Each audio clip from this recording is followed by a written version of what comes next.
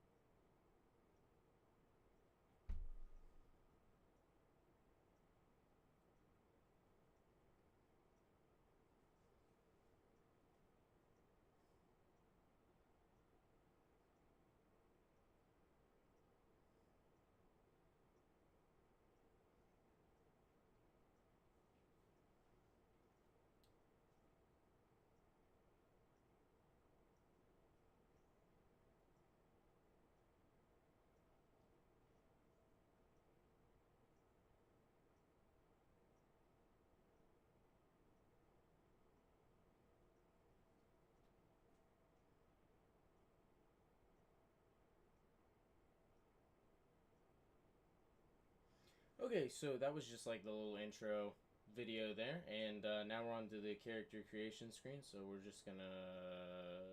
Why not? We'll make it. Zach? Here we go.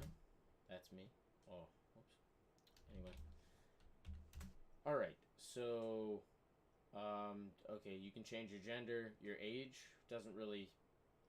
This is just cosmetic stuff, so it doesn't really matter what it is. And then you have the class, which is going to be what your starting stats are. This is going to be very important to the beginning of the game, and since you'll be a beginner if you're watching this, hopefully, then it'll help guide through the early game a little bit easier. Hopefully, is the plan in this, but so the knight is pretty standard. He has the longsword, it just slashes, and he has a shield with some heavier armor. Then we have the mercenary, which is who we will be playing as. He has the. They are dual swords, very strong late game, and he has the wooden shield. Then you've got the warrior with the axe and the shield and the northern armor. The herald, the pike, and the shield. So then you've got your thief for a little bit more of a challenge, you've got the dagger, the bandit's knife, and it's a parrying shield. So that'll all be explained later. And then the assassin with the S stock, and also another shield. The sorcerer obviously is gonna not have something larger. It's gonna be more. It's gonna be more like a dagger. So you're not gonna go out and use something like a straight sword or a heavy strength weapon with a sorcerer unless you spec into that later. So they start with a couple spells, as you can see here, down here, these two spells, and then you get the Estus and all the regular stuff, and you also get a Dragon Crest Ring. The Dragon Crest Ring is just going to give some bonus on your sorceries. So the Pyromancer, he gets the axe and a shield, just like all the other classes. They get a weapon and a shield. He starts with a Pyromancy Flame and Fireball spell, and he also starts with the Great Swamp Ring because that's going to strengthen your Pyromancy's early game. Then you have the Cleric. They have the Chime, the Shield, some spells. One's a heal, and I think the other is Force. And then you've got your Deprived, which again starts with a weapon and a shield, but notice their stats here are all 10s. So this class is very open-ended, and they also start at level 1. So if you wanted to go for an all-round build, maybe Deprived, I don't know. I don't usually play Deprived. But anyway, we're going to pick Mercenary because that's going to be a little bit easier. Also, the Mercenary, I should have explained some stats. The Mercenary is going to go into Dexterity. You see they have 16. Dex is going to be more of, it's going to be more for fast weapons. They can still deal the same amount of damage as a strength weapon, which is going to be more your heavier, slow weapons. But, anyway, later time. So, for your gift, you have the Life Ring, which, they'll explain them. It says, ring set with a small red jewel, raises max HP. Divine Blessing, Hidden Blessing, Black Firebomb, Fire Gem, Sovereignless Soul, Rusted Gold Coin, Cracked Red Eye Orb. All these items will be explained later on in the game, so I'm not too worried about it right now. But anyway, you want to go with a Black Firebomb because that's going to help you early game. It's going to help you with the first boss.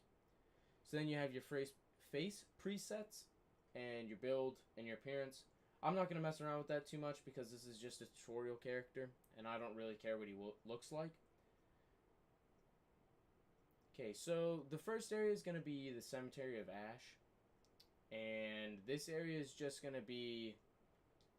Yeah, so you have the Sellsword Twin Blades. So we'll just kind of look at these for a little bit. If you hit R1 or the right bumper, that's your right bumper. If you hit the left bumper, since this is a dual wield weapon, then you can hit with both weapons. You hit the back trigger, that's your strong attack. Yep, so there you go. That spin. And then if you hit the left back trigger, that's your weapon art. That's just something unique to certain weapons, is what your weapon art will be. So this area is very easy. The enemies should die in 1 or 2 hits. Alright. So we'll just go back here. And there is... Let's see. Hold on here. Okay, so you kill these guys, and sometimes they drop broken straight swords, and sometimes they'll drop fading souls. You'll come back here, back a little river there, and then you'll see this harder enemy, this crystal lizard here. Alright, so you can choose to fight this guy or not. If you do fight him, which I don't know if you'll be able to kill him if you're a newer player. He is a little bit strong. So, if you are able to kill him though, he'll drop a Titanite Shard for you, which is an upgrade material for your weapons. Yeah, he's just... Oh, what a pain in the ass. Yep, I knew he was going to do it. I knew he'd hit me with that too. Oh. Alright, here we go. Yep. Alright. Well, like I said, you don't always win in this game. That's kind of the point of Dark Souls. It's supposed to be difficult like that. I would recommend fighting him. There's a ring back there, or maybe a soul. Nothing that's too pressing to the early game, but you can always come back for it. It's not really a big deal. Enemies don't just disappear over time, so it's not a big deal if you feel like you can't handle them yet. So instead I went that way, but if you just go straight here instead, that's where we went last time. This time we're just going to go right for the boss. I'm going to separate these videos up by area because it's going to be easier to do that than just cut them off by time. If I ended up going by time, I'd just go up by like 20 minutes or so, and then sometimes I'd end up cutting right into the middle of the area. And that's just, it doesn't seem like it would be very practical for a guide to do that. So, if you kill that guy, run and jump, hitting the left stick, you'll jump off and get a Titanite shard. This is just one big tutorial area, so you notice how that guy was just standing there. You can plunging attack him, where you just hit R1 while you're falling.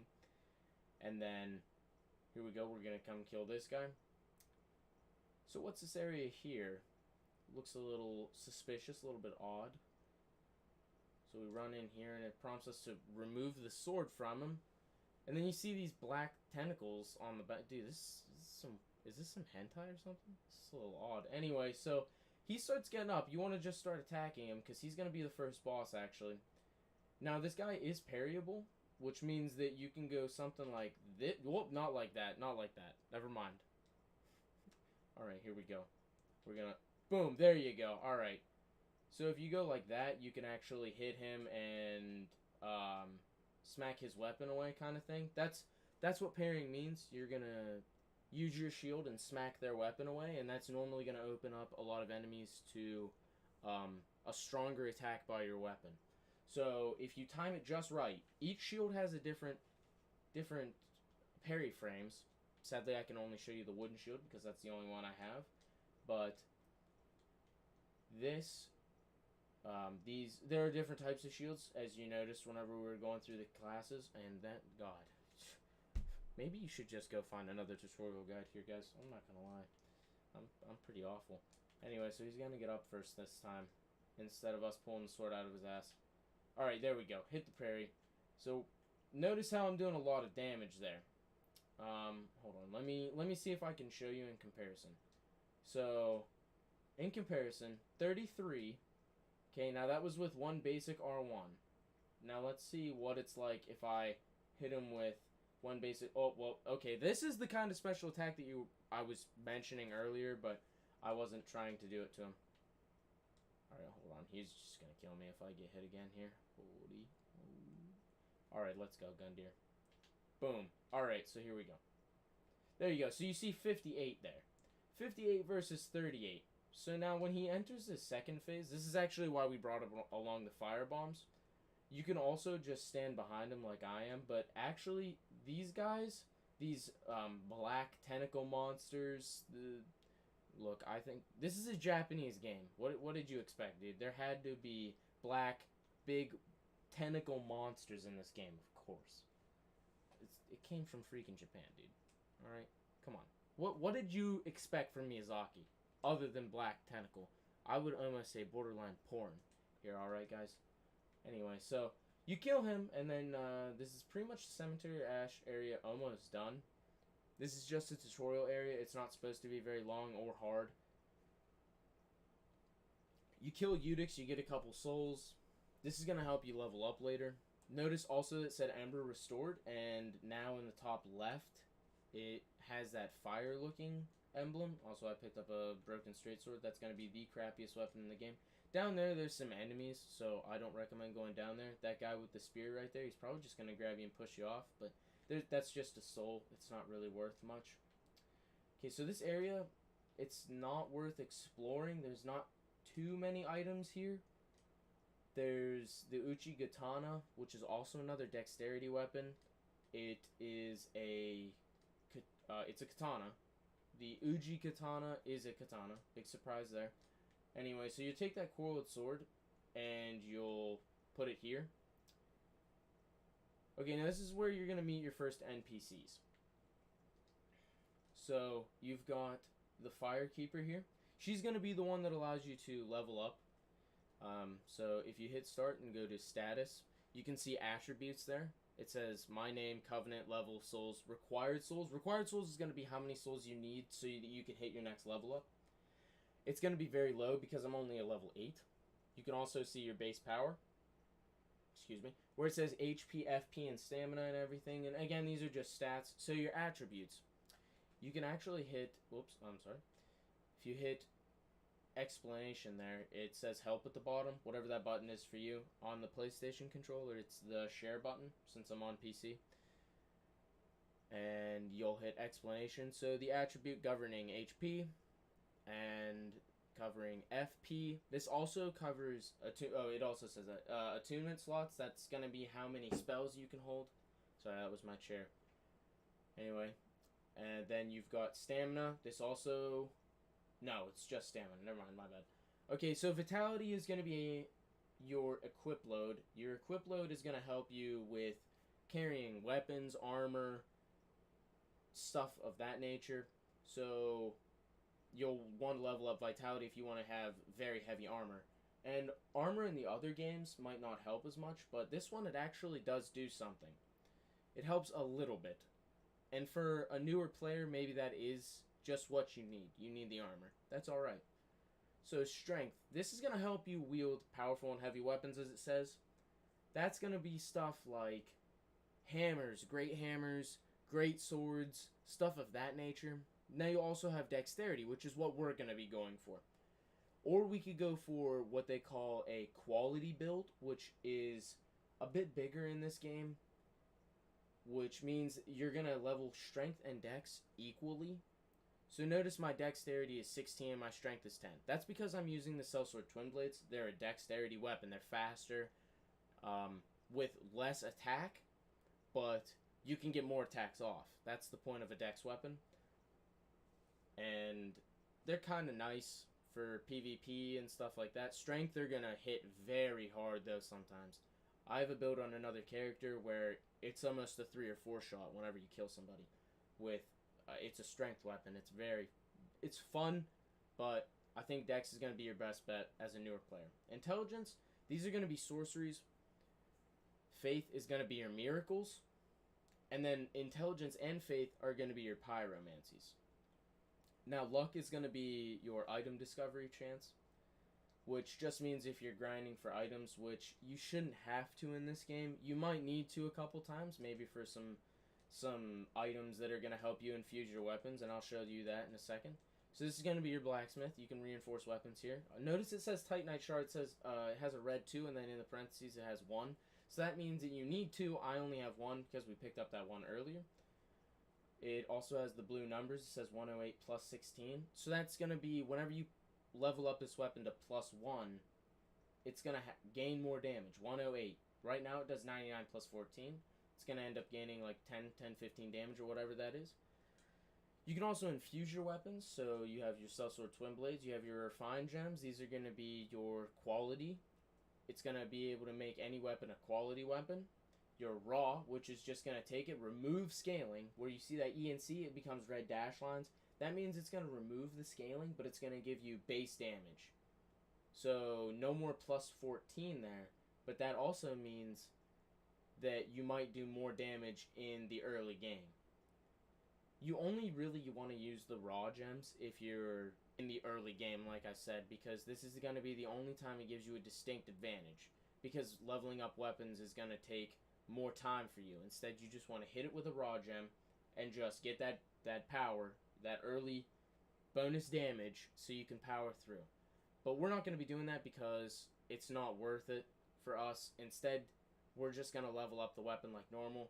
And also, you see fire, it removes all the scaling, but it gives it fire damage. Now, there are more infusions than this. You're going to be able to do a lot more stuff with it, and then you can repair equipment here a lot Estus. You're going to, since we're not going with any mage skills or anything, you're going to want to just put everything into that yellow Estus. That's going to be to heal you up. That blue one's going to be more for mana recovery, or the focus points is what they call it in this game. And you can reinforce the Estus Flask. That actually just means you get more. Notice how you only have 3 right now? You can get up to 15. And last but not least, here you go. Here's your Shrine Handmaid. The Handmaid is going to sell you items. So, right now she's selling Embers, which is going to be what happened to me whenever I killed that boss. This is going to happen anytime you kill any boss. You're going to get that Ember effect. And that just means that you're going to get a little more health. And you're going to be able to play online. Now, I am not going to be playing online, although I will explain to you what the online items are. So, Homeward Bones are going to be something maybe you'd like to buy. We're actually going to buy a dagger because we're going to be using that later. So the White Sign Soapstone, my bad, says leave white co-op summon sign.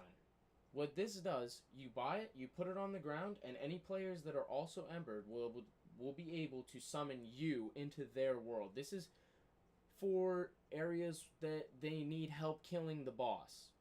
They're gonna summon people like you, and you're gonna go into the boss fight with them. So it'll be a two fight against them. You can summon up to 3 unless you use a dried finger here, and I'll explain that too.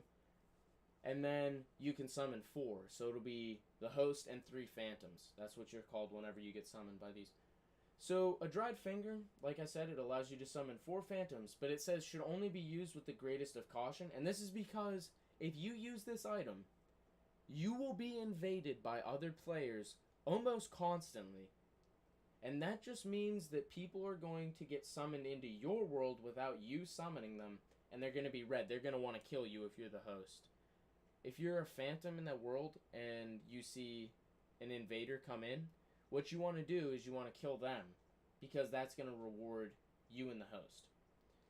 Alright, so let's talk to... trying to remember his name.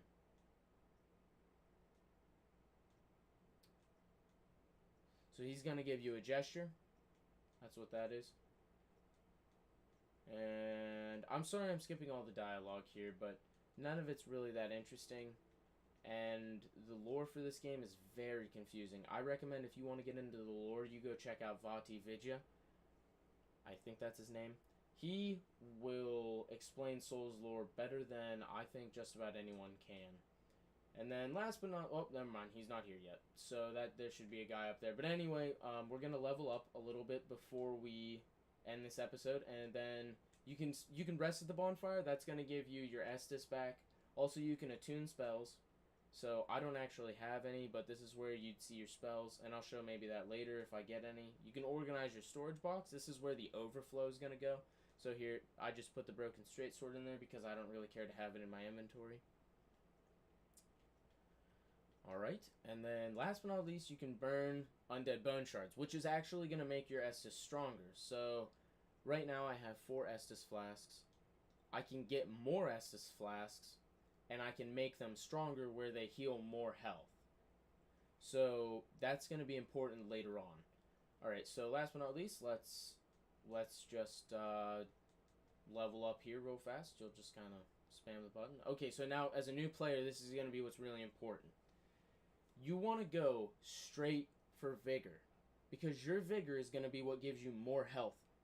And in this game, let me say, in this game, all the bosses are glass cannons, which means they have no health, but they have a lot of damage potential.